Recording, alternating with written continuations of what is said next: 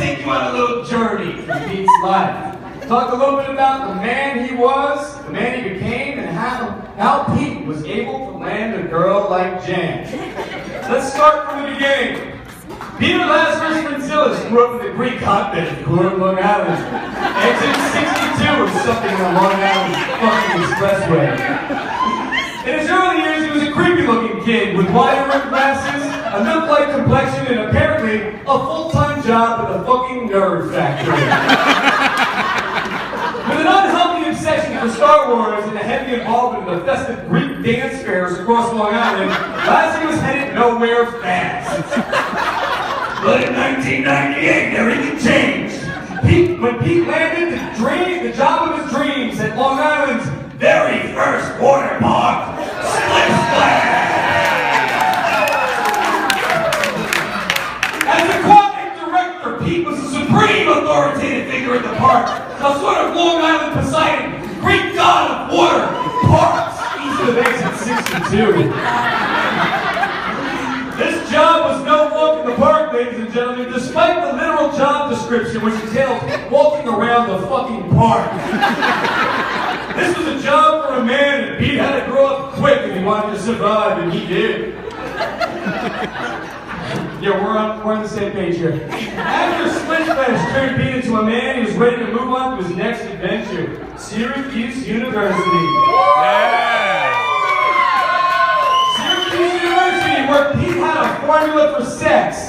Sign up for a major in information technology, blow out your hair, pierce your tongue, join a Greek fraternity, and start hooking up with dudes. Ladies and gentlemen, this is a picture of Pete in college holding a snake. Don't burn yourself, Brent. That's almost too hot to touch.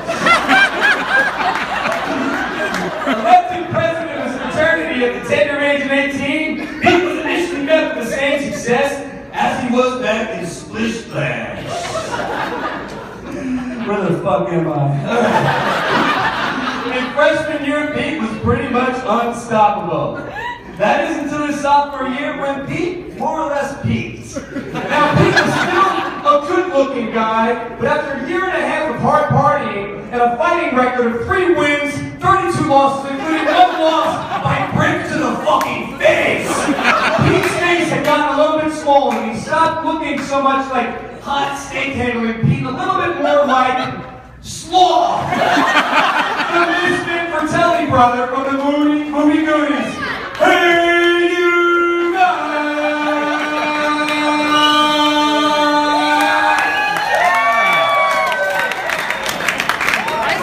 Now, unlike Pete, who turned from water park stud to human mongoloid, young Jan looked a lot less like the hot catch we see here tonight, and a lot more like the 9-year-old version of this met-out midget soccer mom in this picture. But thank God Jan's awkward years are very transient, and when Jan got to college, she was the object of every man's desire. I know what you're thinking. Pete, I know what you're thinking. Did she hook up with both those guys? Probably. But Jan wasn't a slut. In fact, guys I know who went to college with Jan refer to her as the Great White Buffalo, which means someone who was absolutely good-looking, educated, talented, admirable, driven, motivated, fuck, I gotta turn the page, fun, loving, and happy. In other words, Pete, how the fuck did Sloth Franzilis land a girl like Jan? After college, put that down, Brad, you're making me fucking sick. Hang out for a little bit, buddy, alright? Jesus Christ. Minimum fucking wage. Alright. After college, Pete cleaned up his act considerably and first met the Great White Buffalo at an apartment party at Stacy Boogie's house. Now, if you ask Jan about the first time they met, you heard a little bit about this during her wedding speech, she'll say, I don't fucking remember meeting Pete the first time. Pete will tell you, Jan couldn't resist my sexual advances. We were making out all night. Now, Jan's lack of memory and Pete's certainty of sexual success leaves a lot of questions open, right? Like, did Pete fucking drug Jan the first time they met? Oh, what? And did Jan like Pete? The answer to that initially was Jan was not interested in Pete. So heartbroken, for the next 2 years, Pete did all he could. He watched Jan from a distance like a fucking creep. Until he got his next opening at a wedding when Jan's loser boyfriend went outside to smoke a fan. Now, Pete saw his opportunity. He knew he had to come up strong. He knew he had to be sexy. So Pete grabbed Jan off the dance floor and did what third parties have described to me as power pump Jan for 3 straight songs. After Pete climaxed, he grabbed Jan by the back of the head, looked her in the eyes and whispered in her ear, "You're with the wrong guy. Let me know when you're coming back." Once Jan then he twirled her around into the crowd and disappeared into the fucking abyss. Once Jan had a moment to breathe, it was right then and there that she realized that she had either just been dance raped by Batman, or there was more to Pete than met the eyes. Fran liked that one. I'm happy about the result of that. Jan eventually broke up with her loser boyfriend, but the timing wasn't great for Pete and Jan. Like, for example, one night Jan was in Fire Island in heat, might I add, and she saw Pete, but you're right, buddy, she saw Pete, but Pete was with his new bimbo girlfriend. And when I say bimbo, I mean fucking bimbo. But Jan, taking a page out of Pete's book of being a sexual predator, said to Pete, "Let me know when you're done with that girl, and maybe we can hang out." That was the first time that Jan had shown any interest in Pete. So Pete knew if he ever wanted a shot at the Great White Buffalo, he knew what he had to do. He had to kill his bimbo girlfriend. We buried the body in the Adirondacks on a frigid Friday morning. And a couple of months later, there's a secret we took to our graves. A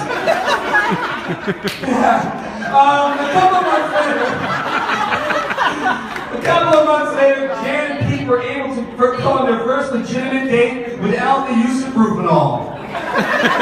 Fast forward for what seemed like an infinity, and if Jan had her druthers, would have been 3 years. Here we are, and Pete finally married Jan.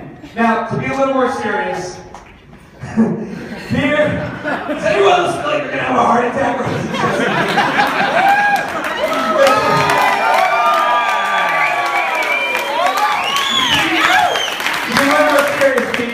Jan is honestly one of the coolest girls. Excuse me, sir. Jan is honestly one of the coolest girls I've ever met. She's extremely successful, and let's face it, buddy, she's way better looking than you deserve. As compared to you, Jan is relaxed and generally logical, providing a much needed balance in your life. Jan has also figured out the key to living with Pete on a long-term basis. See, the formula is, like Sloth from Goonies, food plus cranky Pete equals affectionate, loving Pete that you can spend more than a half hour with. Where the hell am I? Pete, there's literally nobody better in the world for you, and I'm glad that after years of chasing Jan, you finally landed your great white buffalo. I'm done in 2 seconds, I promise. Jan, all kidding aside, Pete is one of my closest and most loyal friends. Though I hate to admit it, he's always been a role model for me, a guy I look up to. As you know, he's extremely hardworking, personable, one of the most confident guys I've ever met. Just like when he pursued you year after year like a creepy motherfucker, when he puts his mind to something, he usually meets his mark. Consider yourself lucky that in addition to the psychos that sit on your couch every day in and day out, you can wake up to this psycho. A guy who's literally crazy for you.